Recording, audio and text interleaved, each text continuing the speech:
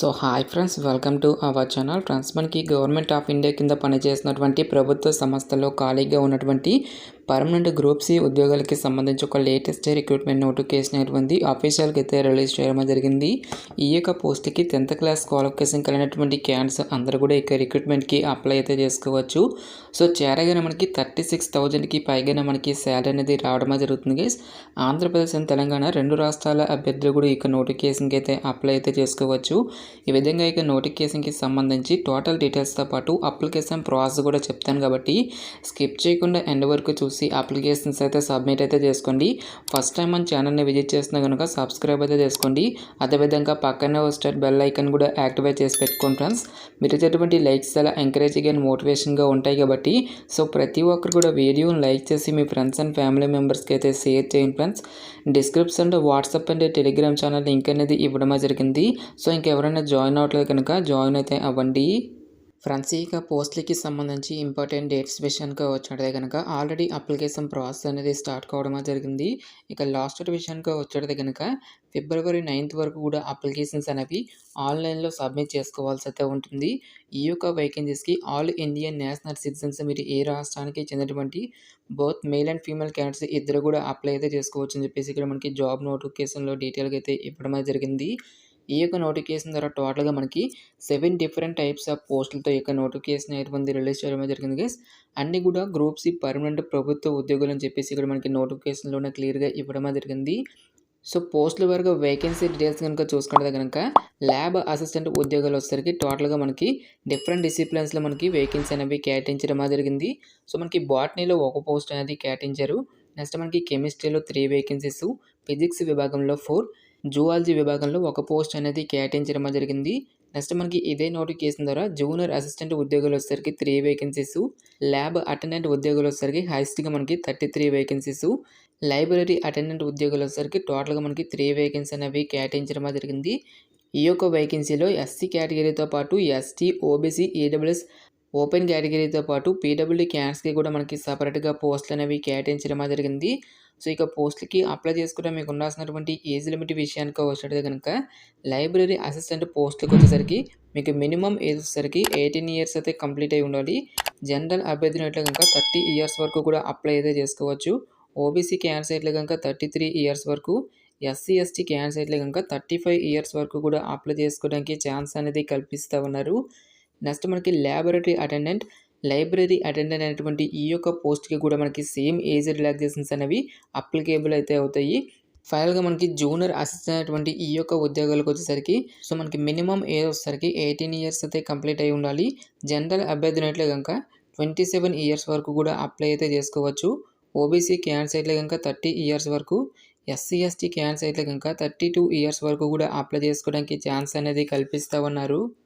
Next మనకి library attendant అనేటువంటి ఈ యొక్క పోస్టులకి సెలెక్ట్ అయినటువంటి క్యాండిడేట్స్కి సెంట్రల్ గవర్నమెంట్ లెవెల్ 1 ప్రకారం 18,000 రూపీస్తో పాటు అన్ని రకాల కేంద్ర ప్రభుత్వ అలవెన్సెస్ అన్నీ కలుపుకుంటే మనకి నియర్లీ వచ్చేసరికి 25,000కి పైగానే మనకి శాలరీ అనేది రావడం జరుగుతుంది. నెక్స్ట్ మనకి జూనియర్ అసిస్టెంట్ పోస్టులకు వచ్చేసరికి సెంట్రల్ గవర్నమెంట్ లెవెల్ 2 ప్రకారం అన్ని రకాల కేంద్ర ప్రభుత్వ అలవెన్సెస్ అన్నీ కలుపుకుంటే మనకి నియర్లీ వచ్చేసరికి 36,000కి పైగానే మనకి శాలరీ అనేది రావడం జరుగుతుంది. సో పోస్టుల వరకు ఎసెన్షియల్ ఎడ్యుకేషన్ క్వాలిఫికేషన్ కనుక చూసుకుంటే కనుక సో ఫస్ట్ ఆఫ్ ఆల్ మనకి లైబ్రరీ అటెండెంట్ అనేటువంటి ఈ యొక్క ఉద్యోగాలకు వచ్చేసరికి ఓన్లీ 10th క్లాస్ క్వాలిఫికేషన్తో పాటు లైబ్రరీ సైన్స్కి సంబంధించి కానీ లైబ్రరీ అండ్ ఇన్ఫర్మేషన్ సైన్స్కి సంబంధించిన సర్టిఫికేట్ అనేది ఎవరికైతే ఉంటుందో ఆ యొక్క క్యాండిడేట్స్ మాత్రమే ఇక జాబ్స్కి అప్లై చేసుకోవాల్సి అయితే ఉంటుంది. నెక్స్ట్ మనకి ల్యాబొరేటరీ అటెండెంట్ అనేటువంటి ఈ యొక్క పోస్ట్కి వచ్చేసరికి కూడా మనకి ఓన్లీ 10th క్లాస్ క్వాలిఫికేషన్ అనేటువంటి అడగడం జరుగుతుంది. నెక్స్ట్ మనకి జూనియర్ అసిస్టెంట్ అనేటువంటి ఈ యొక్క ఉద్యోగాలకి సంబంధించి ఎసెన్షియల్ ఎడ్యుకేషనల్ క్వాలిఫికేషన్ కనుక చూసుకుంటే కనుక 10+2 ఆర్ ఈక్వలెంట్ క్వాలిఫికేషన్ అని చెప్పేసి ఇవ్వడం జరిగింది. సో మీరు ఇంటర్మీడియట్ కంప్లీట్ చేసిన, ఐటీఐ చేసిన, డిప్లొమా చేసినటువంటి క్యాండిడేట్స్ కూడా ఈ యొక్క జాబ్స్కి అయితే అప్లై అయితే చేసుకోవచ్చు గైస్. దీంతో పాటుగా ఇంగ్లీష్లో వచ్చేసరికి 35 వర్డ్స్ పర్ మినిట్, హిందీలో వచ్చేసరికి 30 వర్డ్స్ పర్ మినిట్, టైపింగ్కి సంబంధించిన స్కిల్స్ అనేవి ఉండాల్సి అయితే ఉంటుంది. ఫైనల్గా మనకి ల్యాబొరేటరీ అసిస్టెంట్ అనేటువంటి ఈ యొక్క ఉద్యోగాలకు వచ్చేసరికి 10+2 అనేటువంటి దాన్ని మీరు ఎనీ స్ట్రీమ్లో పాస్ అయినటువంటి క్యాండిడేట్స్ అందరూ కూడా ఈ యొక్క జాబ్స్కి అయితే అప్లై అయితే చేసుకోవచ్చు. నెక్స్ట్ ఈ యొక్క పోస్ట్లకి సంబంధించినటువంటి సెలక్షన్ ప్రాసెస్ అనేది ఏ విధంగా ఉంటుందని చూసుకుంటే కనుక సో ఎవరైతే ఇక పోస్ట్‌లకి ఆన్‌లైన్‌లో అప్లై చేస్తున్నటువంటి క్యాండిడేట్స్‌కి ఫస్ట్ ఆఫ్ ఆల్‌గా మనకి రిటన్ టెస్ట్ అనేది కండక్ట్ అయితే చేయడం జరుగుతుంది. ఈ యొక్క రిటన్ టెస్ట్‌ని క్లియర్ చేసినటువంటి క్యాండిడేట్స్‌కి ఫర్దర్‌గా మనకి స్కిల్ టెస్ట్ అనేది కూడా కండక్ట్ అయితే చేయడం జరుగుతుంది గైస్. ఇక స్కిల్ టెస్ట్‌ని కూడా క్లియర్ చేసినటువంటి క్యాండిడేట్స్‌కి డైరెక్ట్‌గా మనకి డాక్యుమెంట్ వెరిఫికేషన్ అనేది చేసి ఇక వేకెన్సీస్‌కి సెలక్షన్ అనేటువంటిది కంప్లీట్ అయితే చేయడం జరుగుతుంది. ప్రెజెంట్ మనకి ఈ యొక్క పోస్ట్‌లకి సంబంధించినటువంటి సిలబస్ అనేటువంటిది మనకి నోటిఫికేషన్‌లో అయితే మెన్షన్ అయితే చేయలేదు గైస్. సో ఫర్దర్‌గా ఈ యొక్క డీటెయిల్స్ అన్నిటిని కూడా అఫీషియల్ వెబ్‌సైట్‌లో అనౌన్స్ చేసేటటువంటి ఛాన్స్ అనేది ఉంటుంది. ఈ యొక్క వెబ్‌సైట్ లింక్స్ అన్నిటిని కూడా వీడియో డిస్క్రిప్షన్‌లోను, కామెంట్ సెక్షన్‌లో అయితే మెన్షన్ అయితే చేస్తాను guys. So further regular updates కోసం ఈ యొక్క వెబ్‌సైట్‌ని అయితే మీరు ఫాలో అయితే అవ్వాల్సి అయితే ఉంటుంది. నెక్స్ట్ ఇక పోస్ట్‌లకి సంబంధించి అప్లికేషన్ ప్రాసెస్ విషయానికి వచ్చేస్తే గనక ఓన్లీ ఆన్‌లైన్‌లోనే అప్లై చేసుకోవాల్సి అయితే ఉంటుంది. అప్లికేషన్ ఫీజుకి సంబంధించినటువంటి డీటెయిల్స్ గనుక చూసుకుంటే గనక SC, ST, PWD all female candidates ఎవరైతే ఉంటారో ఈ యొక్క క్యాండిడేట్స్ ఎటువంటి అప్లికేషన్ ఫీజు అనేటువంటిది కూడా పే చేయాల్సినటువంటి అవసరమైతే లేదు. ఈ యొక్క క్యాండిడేట్స్ అందరూ కూడా ఫ్రీగా అయితే అప్లై అయితే చేసుకోవచ్చు గైస్. సో రిమైనింగ్ కేటగిరీకి చెందినటువంటి జనరల్ అభ్యర్థులైతే కనుక 500 రూపీస్, ఓబీసీ ఈడబ్ల్యూఎస్ క్యాండిడేట్స్ అయితే కనుక 300 రూపీస్ అప్లికేషన్ ఫీజు అనేటువంటి ఆన్లైన్లో పే చేయాల్సి అయితే ఉంటుంది. నెక్స్ట్ ఇక పోస్ట్‌లకి సంబంధించి అప్లికేషన్ ప్రాసెస్ విషయానికి వచ్చేస్తే గనక ఓన్లీ ఆన్‌లైన్‌లోనే అప్లై చేసుకోవాల్సి అయితే ఉంటుంది. ఇక అప్లై లింక్ అనేది డైరెక్ట్‌గా డిస్క్రిప్షన్‌లోను, కామెంట్ సెక్షన్‌లో అయితే మెన్షన్ చేస్తాను గైస్. ఇక అప్లై లింక్ మీద క్లిక్ చేసిన తర్వాత ఇంటర్ఫేస్ అనేది ఈ విధంగా రావడం జరుగుతుంది. ఈ యొక్క వెబ్‌సైట్‌లో మనకి అకౌంట్ అనేటువంటిది లేదు కాబట్టి ఫస్ట్ ఆఫ్ ఆల్ మనము అకౌంట్ అనేటువంటిది క్రియేట్ చేసుకోవాల్సి అయితే ఉంటుంది. ఇక్కడ మీకు ఫుల్ నేమ్ అనేది ఇచ్చేసి నెక్స్ట్ మీ యొక్క ఈమెయిల్ ఐడితో పాటు మీకు పాస్వర్డ్ అనేది కూడా ఎంటర్ చేసి మీకు పాస్వర్డ్ అనేటువంటి దాన్ని మళ్ళీ కన్ఫర్మ్ చేసుకోవాల్సి అయితే ఉంటుంది.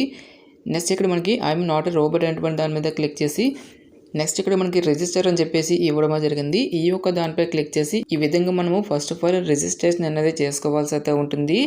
ఈ విధంగా మీరు రిజిస్ట్రేషన్ అనేది కంప్లీట్ చేసిన తర్వాత తిరిగి లాగిన్ అయితే అవ్వాల్సి అయితే ఉంటుంది.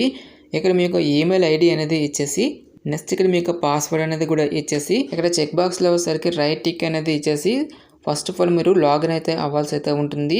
ఈ విధంగా మీరు లాగిన్ అయిన తర్వాత నెక్స్ట్ అప్లికేషన్ ఫామ్ అనేది ఓపెన్ చేసి ఈ యొక్క అప్లికేషన్ ఫామ్లో వచ్చేసరికి మీకు బేసిక్ డీటెయిల్స్తో పాటు టోటల్ ఎడ్యుకేషన్ క్వాలిఫికేషన్కి సంబంధించినటువంటి డీటెయిల్స్ అన్నిటిని కూడా ఫిల్ చేసి ఫైనల్గా పేమెంట్ అనేది చేసి ఈ విధంగా మనం ఈ యొక్క రిక్రూట్మెంట్కి అప్లై చేసుకోవాల్సి అయితే ఉంటుంది. గాయస్ మనకి ఈ యొక్క నోటిఫికేషన్ వచ్చేసరికి Hindu college university of Delhi నుంచి ఆఫీషియల్గా రిలీజ్ అయినటువంటి ఈ యొక్క నాన్ టీచింగ్ పొజిషన్స్కి సంబంధించినటువంటి notification details interest eligible candidates డెఫినెట్గా ఈ యొక్క ఆపర్చునిటీని అయితే యూటిలైజ్ అయితే చేసుకోండి. ఇక పోస్ట్కి సంబంధించినటువంటి లింక్స్ అన్నిటిని కూడా వీడియో డిస్క్రిప్షన్లోను కామెంట్ సెక్షన్లో అయితే మెన్షన్ అయితే చేస్తాం గైస్. ఇంకా ఇక నోటిఫికేషన్కి సంబంధించి మీకు ఎటువంటి డౌట్స్ వచ్చినా సరే నాకు కామెంట్ సెక్షన్లో కామెంట్ అయితే చేయండి.